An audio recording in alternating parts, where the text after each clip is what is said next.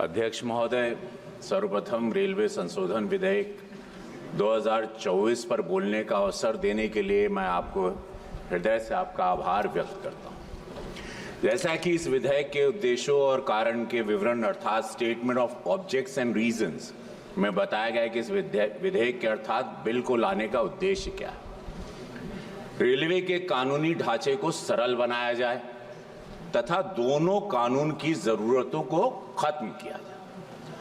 अध्यक्ष महोदय, हमारे यशस्वी प्रधानमंत्री अनेक अवसर पर आपने भी सुना है, देश ने भी सुना है कि उन्होंने एक बात को रेखांकित किया था कि अप्रासंगिक तथा पुरातनपंथी कानूनों को समाप्त किया जाना चाहिए ताकि प्रशासनिक संचालन सुगम हो सके तथा आम जनता के हित में तेजी से कार्य इस नए भारत में हो सके। इस संबंध में प्रधानमंत्री जी के सपने को साकार करने के लिए अनेक कदम उठाए गए। जिस बिल की चर्चा आज हम कर रहे हैं अध्यक्ष महोदय, उसका प्रमुख उद्देश्य यही है कि भारतीय रेलवे बोर्ड अधिनियम 1905 के प्रावधानों को रेलवे अधिनियम 1989 में शामिल कर लिया जाए ताकि भारतीय रेलवे बोर्ड अधिनियम 1905 को समाप्त कर दिया जाए। अध्यक्ष महोदय, भारतीय रेलवे भारत सरकार का वाणिज्यिक उपक्रम तो है ही, साथ ही साथ भारतीय रेल की सामाजिक जिम्मेदारी भी है। हर गरीब की जिम्मेदारी है आम जनता को यातायात के किफायती तथा सुगम अल्ट्रा मॉडर्न फैसिलिटीज सेवाएं उपलब्ध कराई जाए, वर्ल्ड क्लास। भारत में अध्यक्ष महोदय 13,000 से ज्यादा ट्रेनें चलती, लगभग 2,40,00,000 लोग सफर करते। इतनी बड़ी तादाद अध्यक्ष महोदय रोज सफर करना भारतीय रेलवे के लिए या वर्ल्ड के किसी भी रेलवे के लिए किसी चुनौती से कम नहीं है। Next to impossible to handle such a huge population.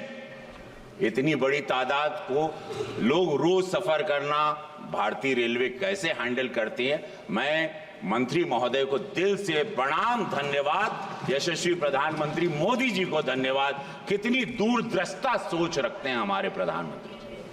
माननीय प्रधानमंत्री जी के विजन को साकार करते हुए भारतीय रेलवे ने अनेकों माइलस्टोन हासिल किए हैं और कीर्तिमान हासिल किए हैं।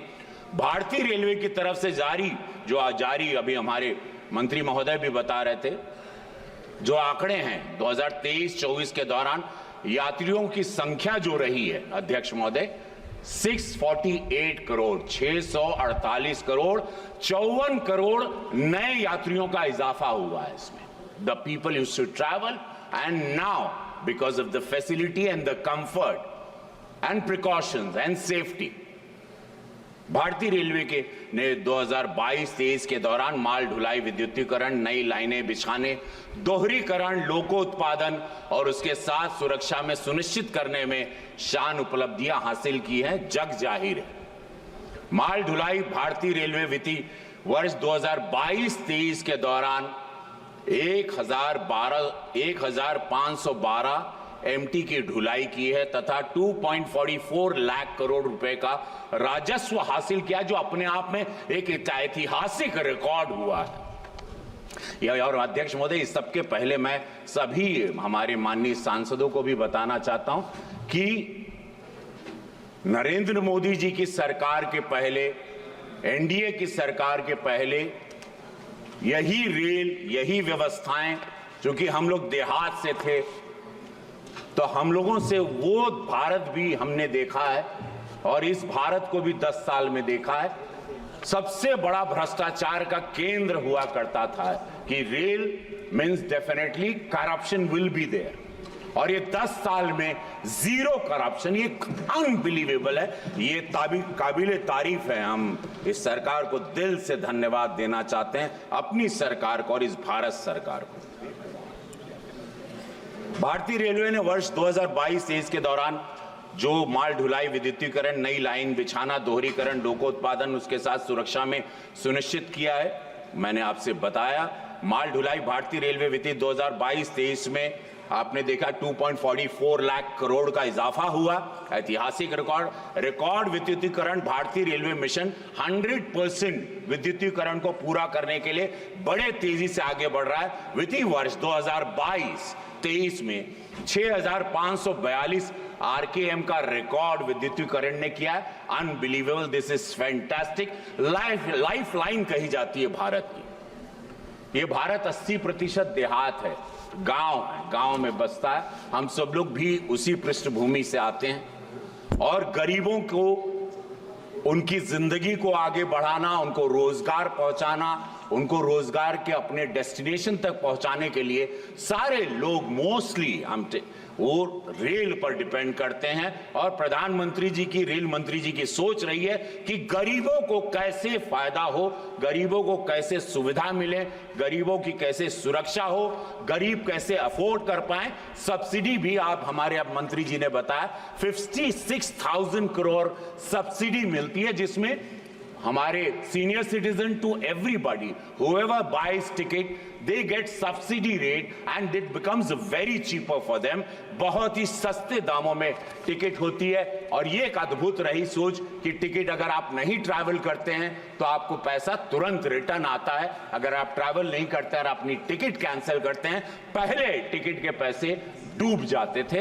ये भी बहुत सोचने जैसी बात है कि अद्भुत प्रयास रहा नरेंद्र मोदी जी की सरकार का।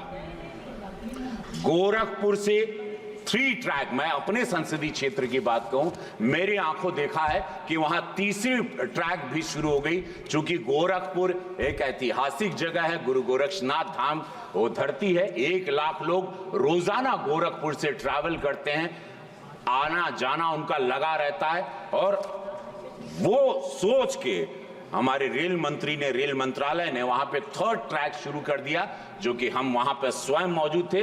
यशस्वी प्रधानमंत्री मोदी जी भी वहां पर थे जब वंदे भारत। और मैं एक बात बताऊं महोदय जी, आपको जान के बड़ा, मैंने एक चिट्ठी लिखी थी और वो चिट्ठी लेके मैं प्रधानमंत्री मोदी जी से मिला था कि एक वंदे भारत हमको भी दीजिएगा। रेल मंत्रालय भी गया और आपको बताऊं, उन्होंने न ट्रेन दी वंदे भारत, यशस्वी प्रधानमंत्री स्वयं वहां आए, उन्होंने उसको झंडी दिखाई। अब गोरखपुर से वंदे भारत चलती है तो एक सांसद की चिट्ठी को कितना दिल पर लेते हैं। जहां पर जरूरत होती है प्रधानमंत्री जी, रेल मंत्रालय, वहां तुरंत आप पाएंगे कि एक्टिव रहते हैं और उसको रिजल्ट ओरिएंटेड सरकार के रूप में इसीलिए जाना जाता है। तो अध्यक्ष महोदय जी, 3 ट्रैक के साथ गोरखपुर तो आगे बढ़ ही गया। नई लाइन बिछी 2022-23 के दौरान 5243 किलोमीटर की नई लाइन बिछाई। रोजाना काम हो रहा है, एवरी डे। बुलेट ट्रेन के बारे में मैं बता दूं, पूरा देश जानना चाहता है, अपोजिशन हमेशा करता है कि क्या बुलेट ट्रेन पॉसिबल है। मैं उनकी जानकारी में दे दूं कि 300 किलोमीटर का ट्रैक लग चुका है बुलेट ट्रेन का। हम लोग बुलेट ट्रेन के लिए भी आगे बढ़ चुके हैं। बहुत सारे देशों से हमारी कंपनीज काम कर रही है। अल्ट्रा मॉडर्न बुलेट ट्रेन के हिसाब से मेरा देश एक विश्व स्तरीय, जो हमारे यशस्वी प्रधानमंत्री 2047 में विकसित भारत के सपने को लेके चल रहे हैं, उसमें बुलेट ट्रेन भी हमारे लिए गर्व का विषय होगा। स्वचालित सिग्नलिंग, मोस्टली आप देखते हैं कि पहले 10 साल पहले एक्सीडेंट्स बहुत कॉमन थे, दुर्घटनाएं कॉमन थी, लोगों की, आम गरीब की मृत्यु होना बहुत कॉमन थी और कोई भी सेंसिटिव तरीके से उनको लेता नहीं था। भारतीय रेलवे ने मौजूदा उच्च यातायात वाले मार्गों पर अधिक ट्रेन चलाने की लाइन क्षमता बढ़ाने के साथ स्वचालित ब्लॉक्स सिग्नलिंग कर दिया, या सिग्नल्स होंगे जरिए 2022-23 में 530 किलोमीटर आधुनिकीकरण हो चुका है, जहां पर सेफ्टी है, सिग्नल में ऑटोमेटिक सिग्नल्स हैं, आपके ट्रैक्स को चेक किया जाता है, आपके ट्रैक्स को ऑनलाइन चेक किया जाता है, आपके ट्रैक्स पर सीसीटीवी के द्वारा उस पर वॉच होता है। जैसे कि आप देख रहे हैं कि बहुत सारे देश विरोधी तत्व वहां पर ट्रैक पर अलग अलग आजकल वस्तु आपने देखा होगा रखते हैं, जिससे ट्रैक पर एक्सीडेंट होने के चांसेस ज्यादा दिखाई देते थे। और लोग, आप, देश विरोधी ताकतें भी हैं कि सरकार को कैसे क्षति पहुंचाए, तो आपने देखा होगा पिछले 2-3 महीने में ट्रैक पर कोई लोहा रख रहा है, कोई साइकिल का पहिया रख रहा है, कोई छोटे विस्फोटक चीजों को रख रहा है। ये सारी चीजें भी देखने आई। लेकिन उन सभी लोगों को बता दूं कि ऑनलाइन चेकिंग भी सीसीटीवी द्वारा हो रही है, सभी ट्रैक्स पर नजर भी रखी जा रही है। ये हमारी सरकार द्वारा, हमारे रेल मंत्रालय ने एकदम हाईटेक इस फैसिलिटीज को किया, मैं उनको धन्यवाद देता हूं। इसके अलावा डिजिटल इंटरलॉक स्टेशन, फ्लाईओवर निर्माण, गति शक्ति फ्रंट टर्मिनल इत्यादि के क्षेत्र में भारतीय रेलवे ने नए नए कीर्तिमान स्थापित किए हैं। हमारी अर्थव्यवस्था में महत्वपूर्ण योगदान हुआ है। अध्यक्ष महोदय, कृपया समाप्त करें भैया। इतना उपलब्धि और थोड़ा टाइम लगी, हो गई बहुत हुआ है। हो गई, बहुत आ गई। 2 मिनट अध्यक्ष महोदय, बहुत आ गई, बहुत। अरे अभी बहुत किए हम लोग, जनता है। इतना अचीवमेंट कैसे गिनवाएंगे? हो गई 2-3 घंटा था हमके। अच्छा, कृपया संक्षिप्त करें। अरे इतना काम कैसे सरकार के लिए तो बोले के पड़ी, गागर में सागर भर देगा नहीं हो माना। इसके अलावा डिजिटल इंटरलॉक महत्वपूर्ण योगदान, मेरे मानना है कि भारत को $5 ट्रिलियन अर्थव्यवस्था बनने भारतीय रेलवे को बहुत महत्वपूर्ण योगदान है। अध्यक्ष महोदय, गोरखपुर महंत अवैधनाथ माननीय योगी जी की कर्म भूमि है। आपके माध्यम से मैं सरकार को धन्यवाद कहना चाहता हूं कि गोरखपुर जंक्शन को आपने 500 करोड़ का, रेल मंत्री जी को मैं दिल से, यशस्वी प्रधानमंत्री जी को कोटि कोटि धन्यवाद कि 500 करोड़ रुपया अध्यक्ष महोदय मेरे संसदीय क्षेत्र को पारित हो चुका है। प्रधानमंत्री जी ने जिसका शिलान्यास किया, गोरखपुर स्टेशन को NSG 1 श्रेणी में शामिल किया गया। इस श्रेणी में आने का मतलब कि गोरखपुर स्टेशन के विकास पर अधिक पैसा खर्चा किया जा सकता है। आने वाले समय में स्टेशन अपने नए स्वरूप